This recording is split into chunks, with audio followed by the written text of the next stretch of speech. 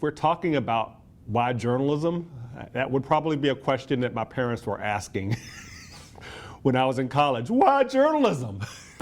Why newspapers? I don't think it really is any parent's dream, maybe a parent who's a journalist. But other than that, I don't think it's any parent's dream that their son or daughter become a newspaper reporter. I didn't know what I wanted to do. I decided I was going to be a lawyer, not because I wanted to be a lawyer, but because my parents, like probably a lot of parents, had, I want my son to be a doctor or lawyer disease. And wasn't going to be a doctor because the science grades and the math grades clearly indicated that wasn't going to be the route. The STEM route was not going to be my route. So I figured I would major in English and go to law school. And you reach a point when you realize this is not what you want to do. And you also realize what you actually want to do, and that your choices have pretty much dictated what you really want to do. I'd been on the high school newspaper, and in college I was on the school newspaper, and I was taking all these journalism courses in college, not exactly the typical path of an aspiring lawyer. And so second semester of senior year,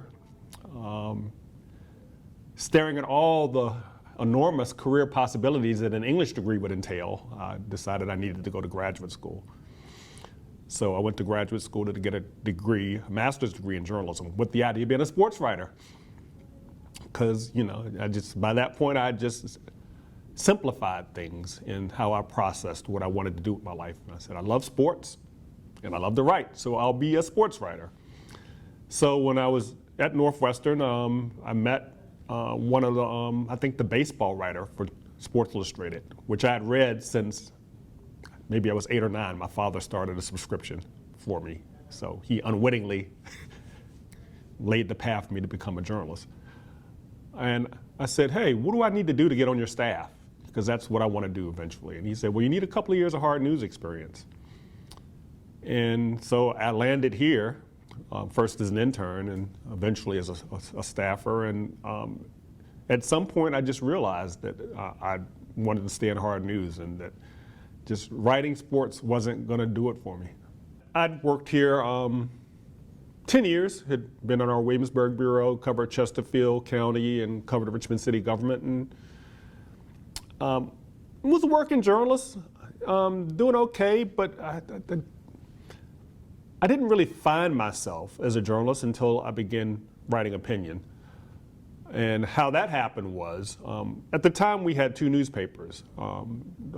Richmond newspapers, which owned us, the Bryan family, had 2 newspapers, one morning paper, us of course, the Times-Dispatch, and an evening paper, the News Leader. And evening newspapers were going the route of the dinosaur. And they announced that the News Leader would be shutting down and that their staff, for the most part, would be merged into ours. And we were all basically told to reapply for our jobs, and I saw it as an opportunity. So I marched to my editor's office and I said, look, we have a lot of people writing opinion that we run in our newspaper, and I don't see any of them who look like me or think like me.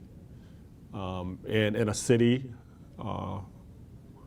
like Richmond, it's predominantly black, or at the time was, and with our readership, if we really, truly are serious about representing the communities that we cover, this is something we need to do. And I can do this.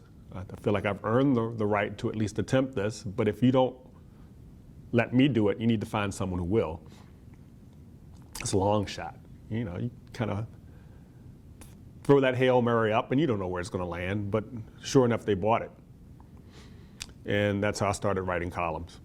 Most people who are in my situation, who are writing newspaper columns in their hometown, would agree. It kind of gives you a built-in advantage.